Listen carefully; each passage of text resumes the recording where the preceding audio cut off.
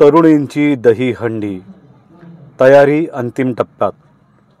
उत्सुकता, उत्कंठा आणि ओढ. भंवरलाल अँड कांताबाई जैन फाउंडेशन व युवा शक्ती फाउंडेशन यांच्या संयुक्त विद्यमाने शनिवार दिनांक 16 ऑगस्ट 2025 रोजी कैलासवासी बॅरिस्टर निकम चौक मैदान अर्थातच सागर पार्क येथे युवतींची दहीहंडी आयोजित करण्यात आली आहे. युवतींच्या दहीहंडीचे यंदा 17वे वर्ष असून दहीहंडी सारख्या मोठ्या उत्सवात पुरुषांप्रमाणेच युवतींचा सहभाग वाढावा, त्यांना हक्काचे व्यासपीठ मिळावे या उद्देशाने ही दहीहंडी सुरू करण्यात आलेली आहे. मानवी मनोरे बनविणे या क्रीडा प्रकाराला महाराष्ट्र शासनातर्फे साहसी खेळाचा दर्जा सुद्धा देण्यात आला आहे. संपूर्ण महाराष्ट्रात ही एकमेव युवतींची कदाचित दहीहंडी साजरी होत असते.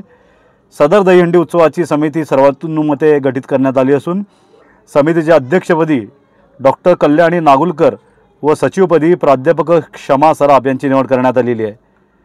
तर कार्यक्रमाने पुढील प्रमाणे उपाध्यक्ष doctor Anita Patil, lieutenant doctor Himanshi Wankhade, doctor Kalyani Moharil, सचिव प्राध्यापिका क्षमा सराफ, स्वागत समिती प्रमुख डॉक्टर सोनाली महाजन, लीना पवार, खजिनदार नीलम जोशी, सहसचिव हर्षाली चौधरी, संदा कांकरिया, प्रसिद्धी प्रमुख यामिनी कुलकर्णी, सदस्य चेतना नन्नावरे, प्राध्यापिका श्रेया कोकटा, क्रिस्टाबेल परेरा यांची निवड करण्यात आलेली असून पूर्वसंध्येला तयारी मात्र अंतिम टप्प्यात आलेली आहे. या संदर्भात अधिक माहिती घेऊया अध्यक्ष यांच्याकडून.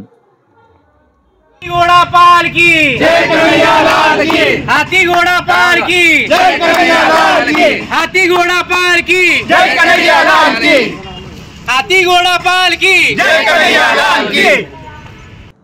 नमस्कार, मी डॉक्टर कल्याणी नागुलकर, युवतींची दहीहंडी या कार्यक्रमाची मी अध्यक्ष आहे आणि ही आमची पूर्ण एक संघटित समिती आहे. युवतीची दहीहंडी ही एक आगळीवेगळी आणि एक नवीन विचारधारणा सेट करणारी एक दहीहंडी आहे. आपण बऱ्याच ठिकाणी जसं मुंबई, नागपूर, पुणे या ठिकाणी युवतींची दहीहंडी बघितलेली असेल, पण उत्तर महाराष्ट्रातली ही एकमेव अशी दहीहंडी आहे जी महिलांनी महिलांसाठी आयोजित केलेली आहे. मी सर्वांना विनंती करते की त्यांनी इथे येऊन सगळ्या युवतींना प्रोत्साहन द्यावे आणि या दहीहंडीचे साक्षीदार बनावे अशी सगळ्यांना विनंती. धन्यवाद. कुछ बोलणं. दहीहंडी म्हटलं की त्यावेळी पाणी सुद्धा येतं, हे जुनं समीकरण आहे. हो. आणि जर अशा परिस्थितीमध्ये उद्या जर पाऊस आला तर खरं म्हणजे तो नैसर्गिकरित्या दुग्ध शर्करा योग असावा असं नाही वाटत का? नक्कीच नैसर्गिकरित्या तो दुग्ध शर्करा योगच असावा. कारण मुंबई, पुण्यासारख्या ठिकाणी मी बघितलेलं आहे की तिथे पाण्याचा वर्षाव केला जातो आर्टिफिशियल शॉवर्स वापरून युवकांचा किंवा युवतींचा उत्साह वाढवण्यासाठी.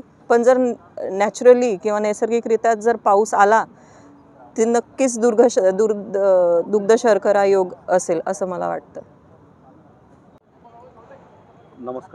नमस्कार, मी डॉक्टर क्षमा सुबोध. या दहीहंडीच्या आयोजनात आमच्या सगळ्यांचा सहभाग आहे आणि महिलांनी महिलांसाठी म्हणून या दहीहंडीचं आयोजन केलं आहे आणि याच्या मागचा खूप मोठा उद्देश असा आहे. कांताई फाउंडेशन आणि युवा शक्ती यांनी याचं आयोजन केलं आहे. याच्या मागचा सगळ्यात मोठा उद्देश आहे की महिलांनीसुद्धा मैदानी खेळ खेळले पाहिजेत, ग्राउंडवरती आलं पाहिजे आणि विविध प्रकारे त्यांनी तंत्रशुद्ध खेळ खेळले पाहिजेत. आता दहीहंडीला देशस्तरावरती खेळ म्हणून मान्यता मिळालेली आहे आणि त्या दृष्टीने आपण प्रयत्न करतो आहे. हे जे खेळ असतील, हे जे दहीहंडीचं आयोजन आहे याच्यात 11 संघ सहभागी झाले आहेत आणि सुरक्षेची या ग्राउंडवर सुरक्षेची व्यवस्था अतिशय चोख केलेली आहे. ही सगळी व्यवस्था कांताई फाउंडेशनचे अनेक सदस्य, युवा शक्तीचे सदस्य ही व्यवस्था बघतात आहे आणि महिलांच्या आणि महिलांबरोबर येणाऱ्या लहान मुलांच्यासुद्धा सुरक्षिततेची अतिशय सुंदर व्यवस्था इथे असणार आहे.